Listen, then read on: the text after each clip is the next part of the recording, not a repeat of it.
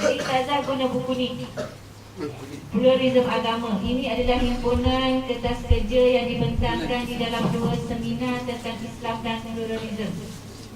Ini adalah himpunan daripada berbagai-bagai academician dan juga NGO yang membicarakan tentang pluralism. Ya. Jadi dalam ni ada tulisan daripada Profesor Anis Malik Toha, ada tulisan daripada Profesor Dr. Farid, ada tulisan daripada Ismail Mina, ada tulisan daripada Osman Muhammadi, ya, yang menceritakan tentang pluralism dan bahayanya dan ancamannya di Malaysia. Boleh dapatkan buku ni di Malaysia. Terbitan 2012 yang terkini. Ya. Ya, yang pertama sekularisme apa dia? Sekularisme ialah pemisahan di antara agama dengan kehidupan ataupun agama dengan dunia. Pisahkan agama dengan urusan hidup dunia. Mana agama dunia. Macam yang saudara cerita tadi. Ia asalnya belajar, dia cerita panjang itu je. Kalau kita malam panjang nanti marah pun. Yang kedua, liberalisme. Ini semua fahaman ni. Liberalisme adalah fahaman bebas. Membebaskan diri daripada sebarang ikatan agama. Itu yang betul. Kita membebaskan diri kita daripada sebarang ikatan agama. Pluralism, kita menganggap bahawa semua agama di dunia ini adalah sama, satu dan selamat belaka. Siapa buat baik, semua selamat belaka masuk di akhirat, masuk syurga. Siapa mak dia? Mak tak ada ayah. Mak dia siapa? Mak dia humanism. Humanism ni apa? Satu fahaman yang meletakkan nilai manusia itu yang tertinggi dan menolak agama dan menolak Tuhan.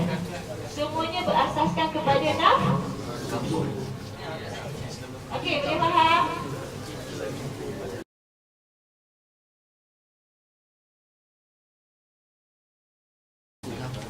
Ini satu perkara yang mesti bersepadu.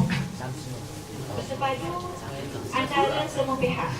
Sama ada pihak individu, pihak organisasi ataupun pihak NGO Islam, pihak badan agama, pihak kerajaan, keseluruhannya mesti bersepadu untuk memerangi perkara ini dan melihat perkara ini sebagai satu yang bahaya.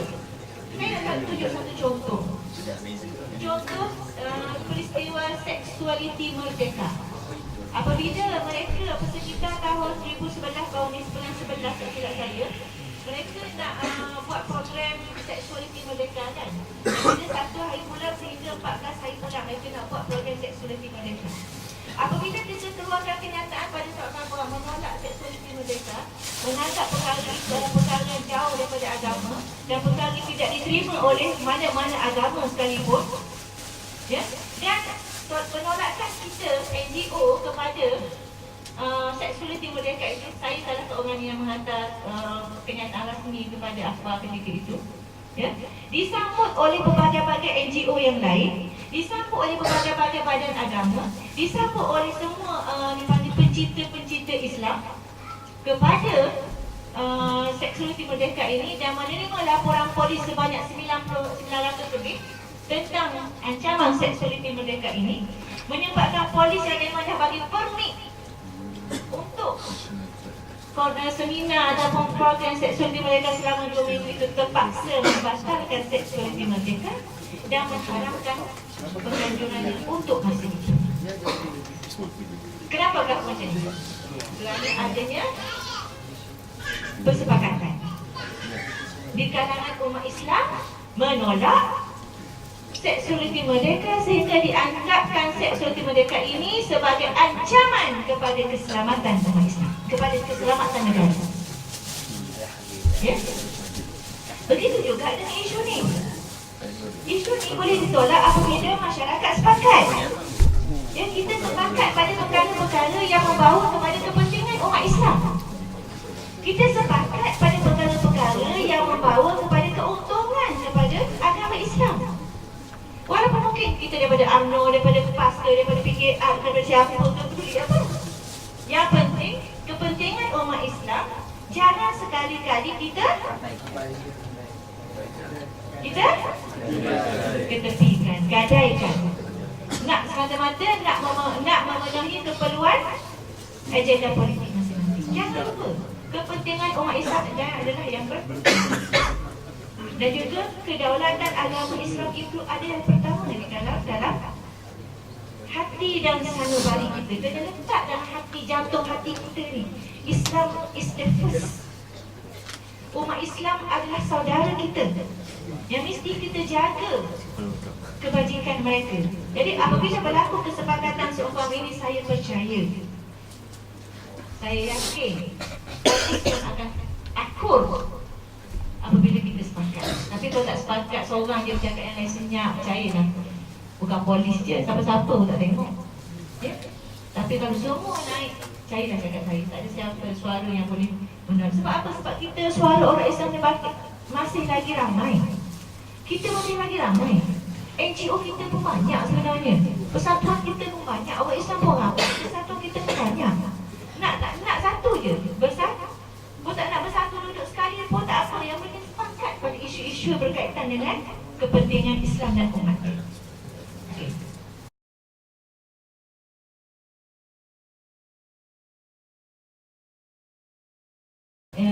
Isi soalan ni adalah di antara ciri-ciri yang dialog antara agama.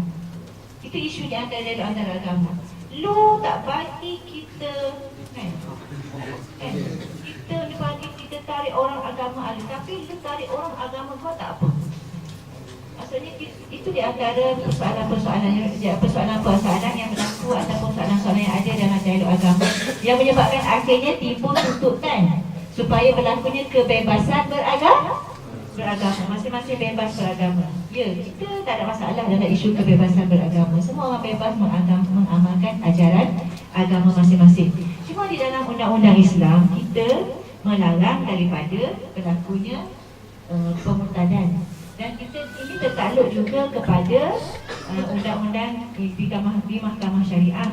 Dan juga terdapat di dalam perlembagaan sendiri yang melarang orang bukan Islam daripada menyebarkan agama Islam, menyebarkan agama dia kepada orang-orang Islam di tanah Melayu. Ini kontrak sosial. Kontrak sosial yang telah berlaku apabila kita menerima kemerdekaan dahulu.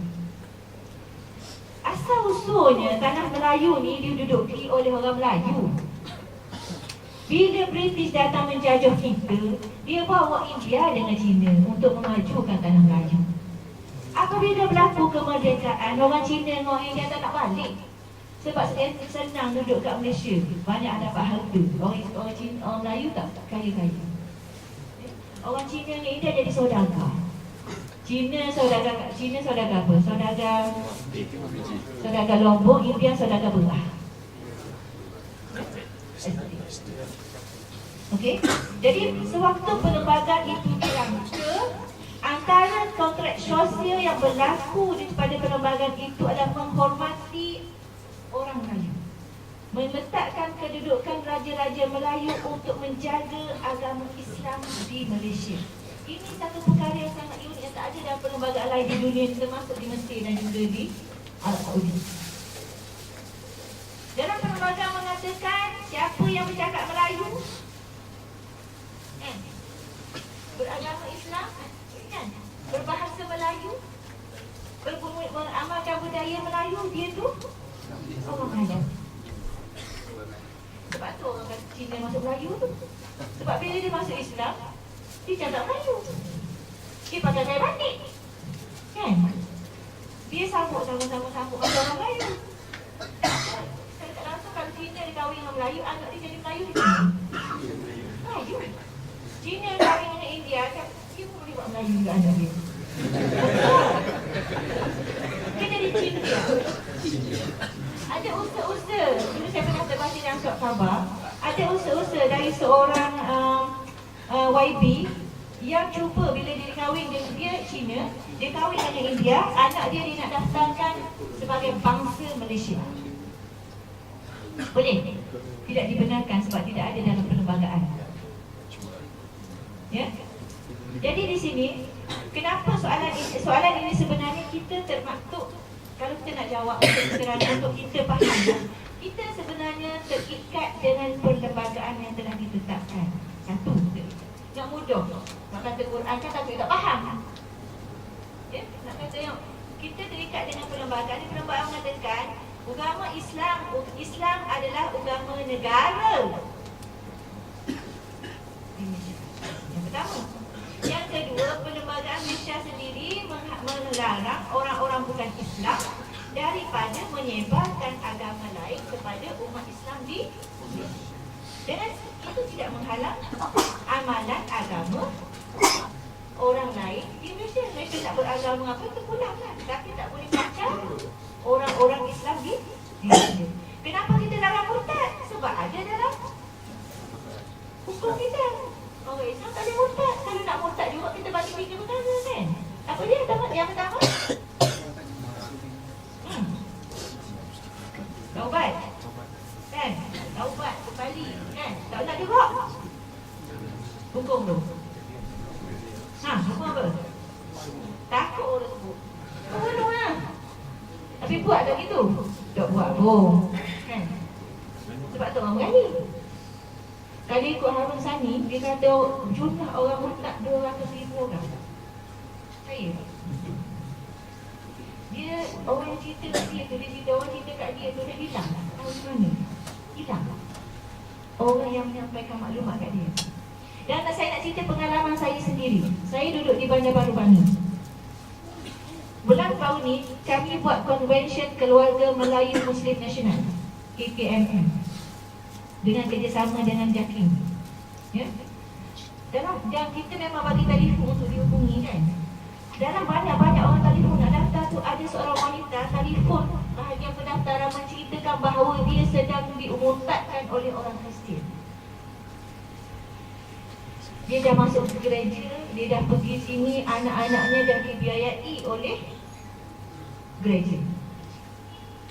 Mula-mula kita ingat dia bohong, tapi kita buat tindakan, kita minta beberapa orang pergi ke rumahnya dan siasat. Rupanya memang ya. Dia dalam proses sekejap murtad, sekejap balik Islam, sekejap murtad, sekejap balik Islam. Dan rupa-rupa kesnya dah ditangani oleh berbagai-bagai orang, tapi tidak berjaya-jaya. Tidak berjaya-jaya. Apa kita buat? Kita buat giliran, kita pergi hantar orang setiap hari pergi jumpa dia. Dan setiap hari dia telefon kita. Dalam waktu yang sama, padri Kristian daripada wanita perempuan Kristian tu datang rumah dia setiap hari. Setiap kali padri datang, perempuan tu datang, dia mula hati dia goyah. Sehari kita tak pergi, dia kata saya nak murtad. Betul. Sehari kita tak balas mesej dia, dia kata dia dah kecewa dengan kita. Betul lah orang macam ni, dia terlalu emosi. Akhir sekali saya kata orang macam ni jangan tu, marah je dia. Saya ajak budak-budak yang pergi jumpa perempuan ni dapat keluarga anak 4. Kalau jumpa dia, jangan terlalu ikut kehendak dia. Jumpa dia, marah je. Kata je, petik je, cakap dia, tak melampau ni, cakap dia apa-apa. Dan rupanya memang kena marah punya Ustaz. Marah berhenti. Tak marah tak berhenti. Ya? Dalam waktu yang sama, kita sentiasa hantar mesej ATV tadi. Hantar mesej ATV. Orang macam ni dia kena dilayang, kena ingat Allah, Allah Maha Kasih, Allah tu penyayang pada kita, gini-gini. Bila dia baca mesej-mesej di ATV tu, dia menangis. Sehinggalah kita bawa perkara ni kepada JAIS, kita buat laporan polis, kita buat perkara ini kepada MAIS. Kita buat laporan polis, 5 orang kajian Kristian datang rumah dia, tampar muka dia, letak salib dekat pagar rumah dia. Dan pernah sebelum itu satu kali dia bertekad nak tinggalkan negara, nak pergi UK, nak jadi padri kat sana. Nak tinggal anak dia kecil tu. Ini bukan cerita main-main ya, bukan cerita dongeng-dongeng. Ini cerita benar. Dia duduk kat section 2, kau nak tahu. Bandar Baru Bani. Nak ceritakan betapa benarnya cerita saya.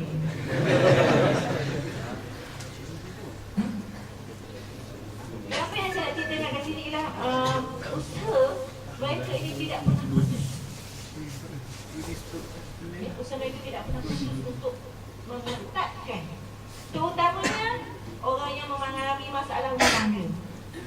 suami isteri, miskin, tak ada duit. Anak-anak dia sekarang ni, anak-anak dia semua dia tak ambil belanja tu, dia dah bagi kat dia pejabat agama dah. Biaya pejabat agama dah bayar, dah bagi dah duit persatuan penduduk pun bayar, tetapi saya pun tak tahu macam mana isu dia. Sebab setahu saya sebelum kita mengambil kes ni, persatuan penduduk dah ambil duduk. Untuk persatuan penduduk kata kami dah boleh surrender kan? Tak larat bayar perempuan ni. Dia kata perempuan ni tak apa-apa. Sebab apa? Sebab macam-macam klien datang. Tapi alhamdulillah setakat yang tahu laporan yang terakhir yang saya terima, setakat ni dia tak terpegang dengan agama. Anak-anak ni bagus. Semua anak sekolah tahfiz. Gajah 4 pergi kat masjid, orang masjid suruh jadi Bilal. Sebab suara dia sedap. Baru dah nampak. Mak dia itu masalah. Bukan saya Okey. Boleh?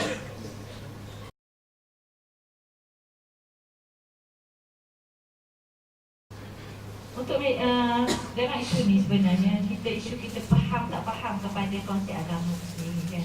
Kita faham bahawa bila kita letakkan bahawa Islam itu adalah agama yang tertinggi, agama yang benar.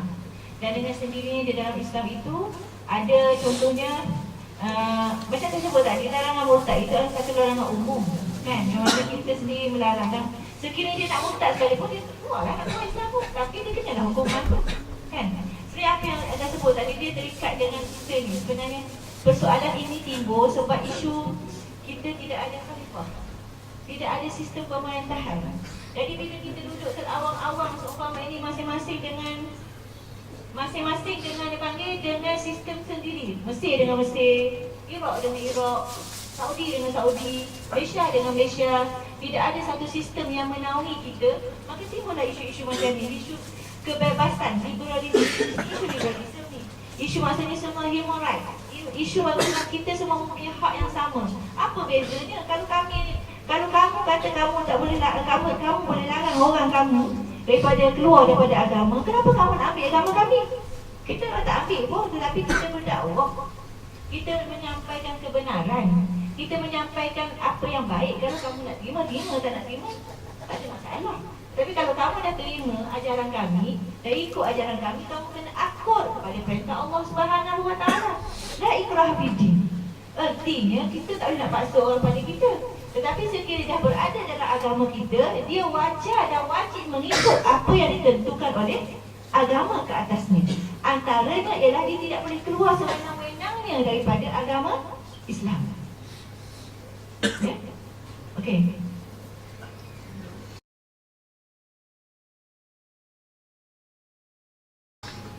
Sebagaimana yang saya katakan tadi, kalau nak kata bagi bagian ini bagi pandangan sisi mata saya sebagai seorang ahli NGO. Kerajaan kita ni adalah bersifat pragmatik. Tahu pragmatik? Tak tahu. Siapa suruh dia kat sini? Dia. Tahu tak apa itu pragmatik? Pragmatik ini adalah cenderung bagaimana keadaan rakyat, begitulah dia memerintah. Kalau rakyat ni ramai golongan Islamik, dia akan nampak macam Islam sikit. Kalau rakyat ni ramai sekular, dia akan nampak sekular sikit. Kalau rakyat ni ramai pluralism, semua pluralism, mungkin dia ikut pluralism pula. Sebab dia nak pastikan kuasa dia tetap bertahan. Macam tu. Tahu Pak Mati? Apa dia? Kenal tapi. Ya? Jadi apa benda pragmatik? Sebab tu saya kata tadi, dia adalah kuasa rakyat. Bagaimana kita nak kerajaan kita bertindak? Rakyat kena tunjuk kuasa. Salah satu kuasa rakyat saya tunjukkan tadi adalah kuasa menolak LGBT. Kalau kita nak tolak pluralism juga, nak tolak apa-apa saja, hantar kalau kita nak tegakkan Islam di Malaysia, tunjukkan kuasa rakyat. Kerajaan tengok sebab dia adalah kerajaan pragmatik. Dia akan cenderung kepada kehendak rakyat. Tapi kalau rakyat okey, kata nak Islam, tiba masa pegang Islam tak buat Islam, dia nak kata apa? Rakyat sendiri tidak menunjukkan kesediaan untuk menerima Islam. Ya. Jadi sekarang adalah kuasa rakyat Malaysia nak tegak dengan kuasa rakyat. Kalau rakyat lemah, macam tu lah kerajaan pemerintah. Cuba rakyat kata kami menolak rasuah, besar-besaran keluar tiap hari tak khabar utusan tolong juga keluarkan. Tolak nama-nama ulah perubahan itu. Pentingnya kuasa rakyat. Pentingnya apa dia? Kesepakatan antara orang-orang Islam, terutamanya bangsa Melayu sepakat, Islam berdaulat.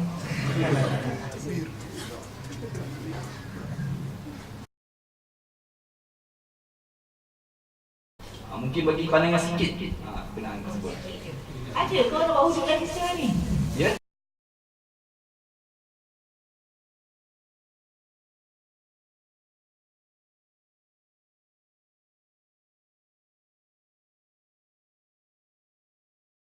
Tapi masalahnya bila mana berlaku, dia tak ada secara konon ataupun undang-undang melarang, tetapi ada usaha-usaha mulut-mulut daripada suara.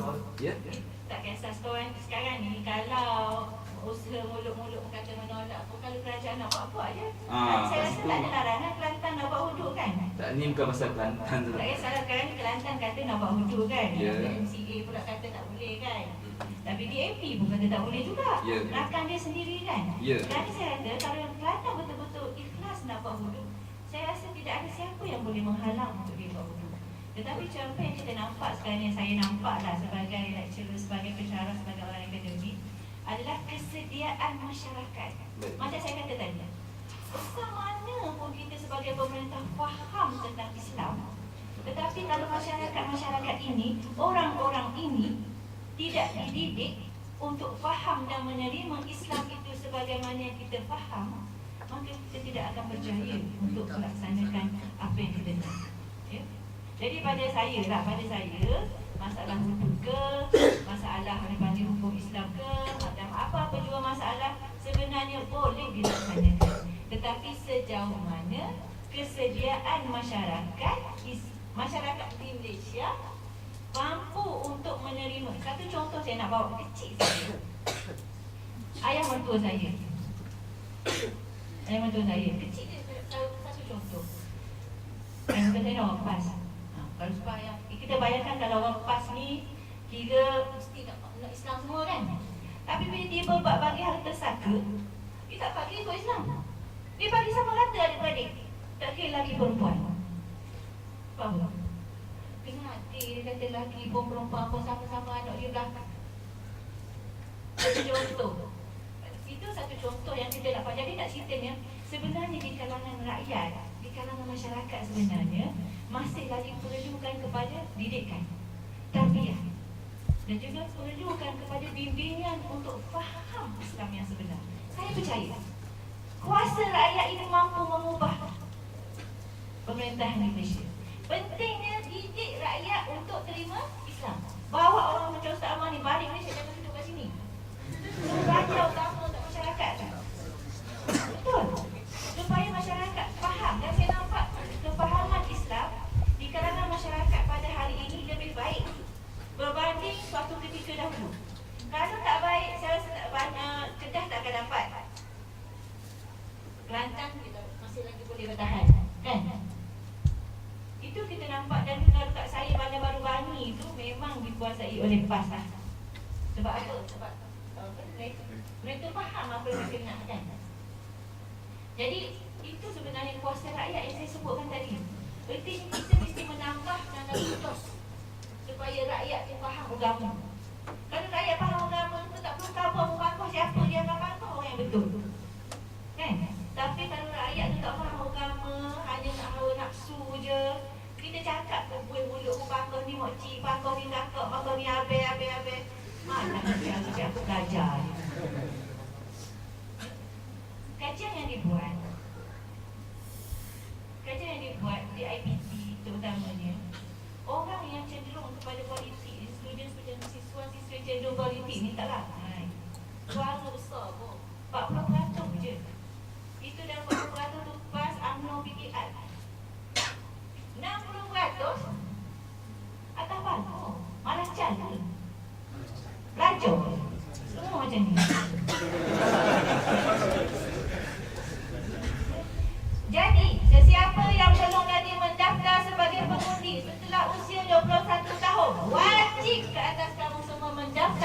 akan mengundi. Sebab kamu adalah penentu kepada masa depan negara. Isma, mana ni? Udah tu habis. Tolong bantu mana-mana siswa-siswi yang belum lagi mendaftar sebagai pengundi, termasuk Dr. Hafiz sekali tu.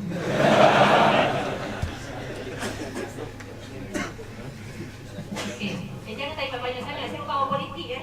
Ini bukan politik. Nak minta pandangan akademik tu. Ada. Saya faham macam tu. Saya faham apa-apa perkara pun. Sebab saya tengok contoh. Contohnya kerajaan boleh berubah dan boleh mengubah dasar dia apabila kuasa rakyat kuat. Kan kuasa rakyat tak kuat. Ya? Dan kuasa rakyat kalau kita nak biarlah kuasa rakyat yang Islam. Bukan kuasa rakyat tak apa-apa tu, campur belaka semua benda tu. Tak nak macam tu. Yang kita nak kuasa rakyat bersatu, nak Islam. Itu kita nak. Dan itu kita harapkan, kuasa rakyat. Dan macam mana nak dapat kuasa rakyat? Kita kena didik rakyat untuk faham Islam, hayati Islam. Bukan macam ni, orang bapak kuliah ni rakyat tak nak datang. Pergi orang dekat yang liberal tu, yang free hair tu. Ni duduk dekat berebut sama kita ni. Pada baik kan dia berebut apa? Ya?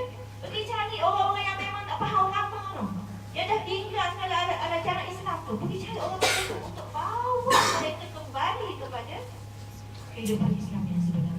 Barulah kita dapat kuasa rakyat yang kita nak. Wallahu a'lam.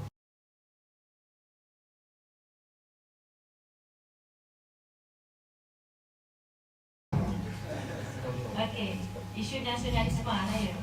Awak boleh tengok isu nasionalisme ni, tengok dalam Majmuk Rasail Qaumiyah ni, yang ditulis oleh Hasan, yang bukan ditulis ya, tapi yang dinakalkan oleh Hasan Al-Banna. Dia cakap orang tulis.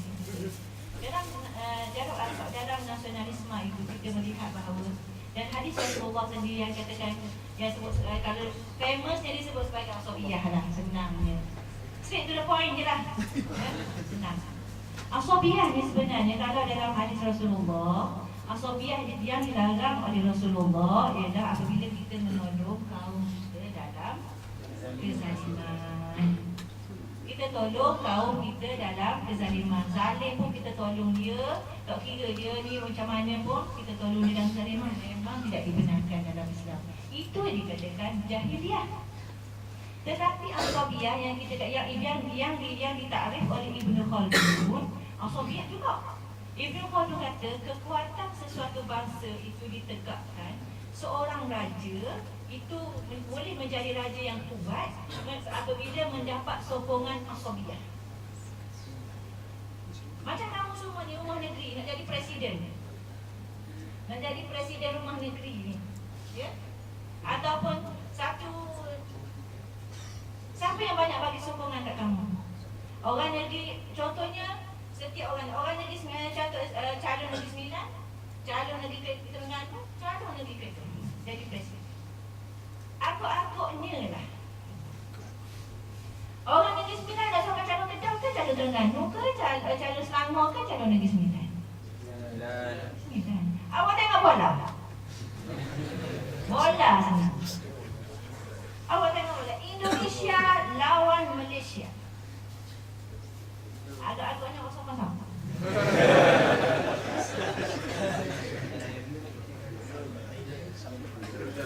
Benda mudah. Sebab itu adalah fitrah.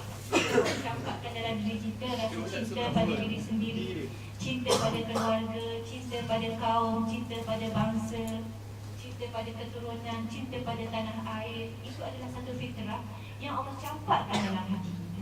Dan Allah Subhanahu Wa Taala tidak menolak fitrah tersebut. Cuma Allah Subhanahu Wa Taala menolak apabila kita melampaui batas. Apabila kita menolong saudara kita dalam kezaliman. Dan apabila kita, contoh pada Nabi Musa. Kan, Nabi Musa, ingat tak Nabi Musa? Bergaduh dua kaum, antara kaum dia dengan kaum Arab dengan kaum Yahudi bergaduh kan? Apa dia buat?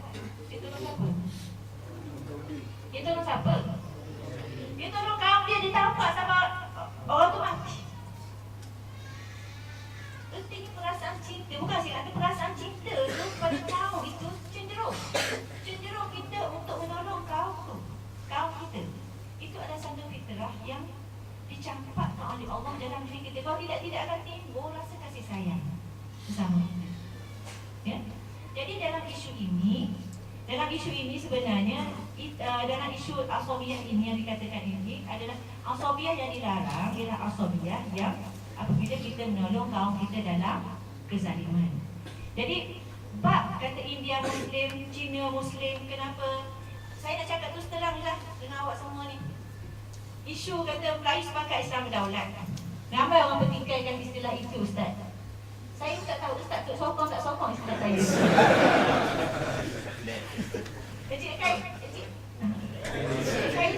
saya pun tak pasti sokong ke betul tidak istilah Melayu sepakat Islam berdaulat.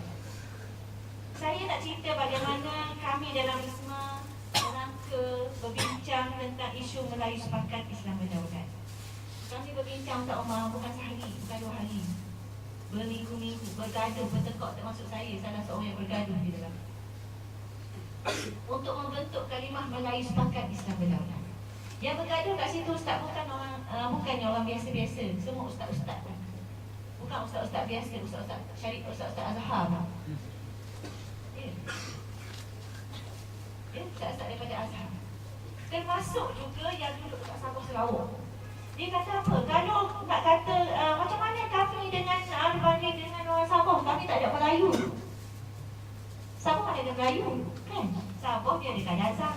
Ada apa lagi? Ada Bajau, ada sebagainya. Yes. Tetapi sebenarnya apabila kita mengamati Melayu sepakat Islam berdaulat, kita nak nampak kat situ bukan kita kata kita sokong Melayu Melayu ni. Melayu adalah segala-galanya, tidak sekali-kali. Melayu hanya kita jadikan alat bahawa kesepakatan Melayu itu akan membawa kedaulatan kepada Islam. Kenapa kita tak Melayu? Kenapa tak Cina sepakat? Kenapa tak Muslim sepakat Islam berdaulat? Sebab kita nak aim bahawa kesatuan Melayu lah yang akan membawa kepada kedaulatan Islam di Malaysia. Sebab apa? Sebab majoriti kuasa rakyat terletak di tangan orang-orang Melayu. Walaupun sebahagiannya masih memiliki penyakit dadah, masih lagi bekerja dengan macam-macam, tetapi sebenarnya kuasa majoriti, kuasa yang sebenarnya berada di tangan orang-orang Melayu. Dan perkara ini diakui oleh India Muslim, Persatuan India Muslim, Persatuan Makmah. Termasuk salah seorang saya cerita, salah seorang pelajar di universiti di luar negara, dia orang India. Awal-awal dia takut, dia berasa hati sebab tak sebut Islam sepakat, dia sebut Melayu sepakat. Tapi dia faham. Termasuk Dr. Ridwan T. Kalau kamu mengikuti tulisan Dr. Ridwan T di setiap surat khabar, dia bukan ejen utusan, dia bukan ejen apa.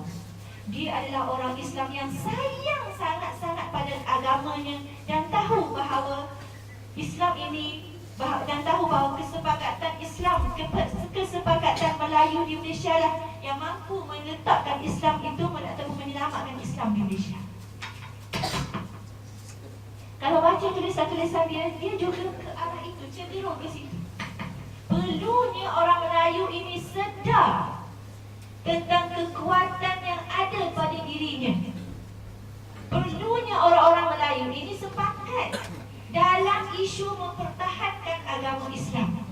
Sebab saya dah kata tadi bahawa Melayu dalam perlembagaan Islam adalah sangat-sangat unik, yang tidak ada dalam mana-mana perlembagaan di dunia, termasuk Arab Saudi dan juga Mesir. Unik. Sebut dia Melayu, sinonim dengan Islam. Seolah-olahnya seorang orang Melayu jaga Islam di Malaysia. Seolah-olahnya macam tu.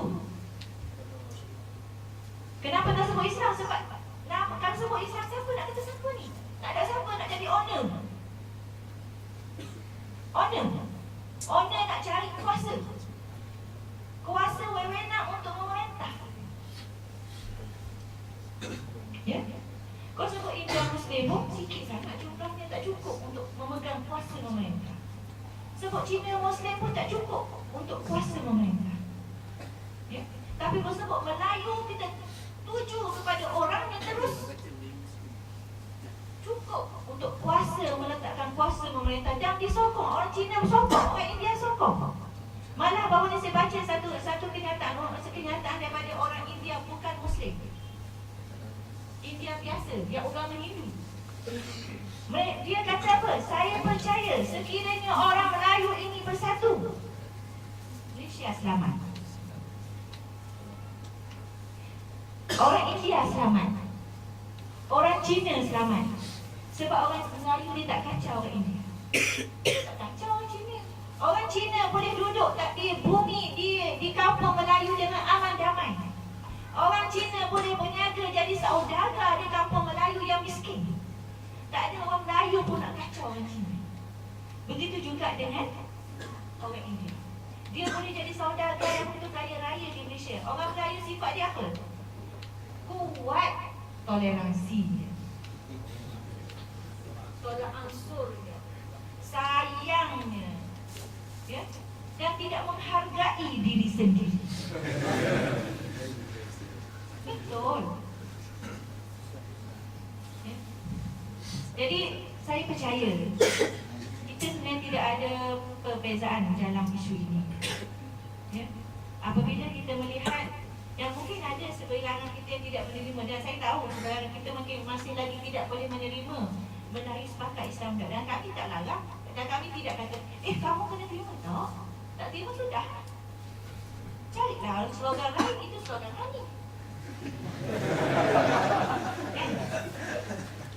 Masing-masing kita sepakat. Tapi isu mendaulatkan Islam, menetapkan Islam sebagai yang pertama, memastikan Islam itu adalah yang pertama, memastikan Islam itu sentiasa diuntung, memastikan umat Islam sentiasa mendapat tempat pertama. Saya rasa kita sepakat. Betul tak? Kita sepakat dalam isu ini. Wallahualam.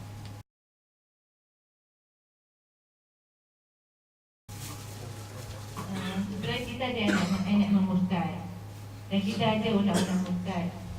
Dalam waktu sebab itu dan satu sama kekuatan undang-undang juga salah satu daripada perkara yang perkara yang kadang-kadang kita pertikaikan juga. Sebab kita nak contohnya isu Lina Joy, isu Aminah, isu Fatimah, ya, yang akhir sekali terpaksa kalah dengan undang-undang sendiri apabila masuk dekat mahkamah sivil. Ya. Sebab itulah pentingnya, macam saya sebutkan tadi juga, pada saya pentingnya kita mendidik masyarakat. Dia satu pendekatan yang sangat-sangat tidak popular. Mendidik masyarakat itu satu pendekatan yang tidak popular dan sangat slow. Tahu slow? Tahu tak slow? Slow tu lambat. Perlahan. Lambat nak sampai, tetapi bila sampai itu kita dapat ya. Contohnya, kalau kita bercakap bab tarbiyah, bab banyak tak ramai yang nak datang. Cuba kalau kita bercakap, kita hentam bawah ni, kata bawah ni, nyumpah sikit, carut sikit. Betul tak? Memang melimpah ruah masjid datang. Dengan masjid tu dia datang. Sebab kita tidak suka benda-benda yang menentuk hati. Tapi kita suka benda orang, kita nak dengar halua telinga ketuk orang lain. Ya? Jadi itu di antara perkara yang tidak mendidik sebenarnya. Jadi mendidik kita, masyarakat itu kalau kita pergi jumpa dekat masjid, kuliah maghrib, bandingkan kuliah maghrib, kuliah subuh dengan ceramah yang kita memang jumpa, penceramah yang memang dikenali dengan suaranya, dengan nadanya, dengan apa-apanya yang baik-baik, yang memang orang suka, memang sangat berbeza. Pada kuliah maghrib itu mengajar kita Riyadhus Shalihin, kan? Mengajar benda-benda untuk mendidik dan sebagainya. Ya? Jadi dalam apa? Saya ingat lepas. Isu murtad. Jadi dalam bab murtad ini sebenarnya mendidik masyarakat satu, memperkasakan undang-undang syariah di mahkamah syariah itu satu perkara yang mesti, ya, satu perkara yang mesti dan kita harapkan.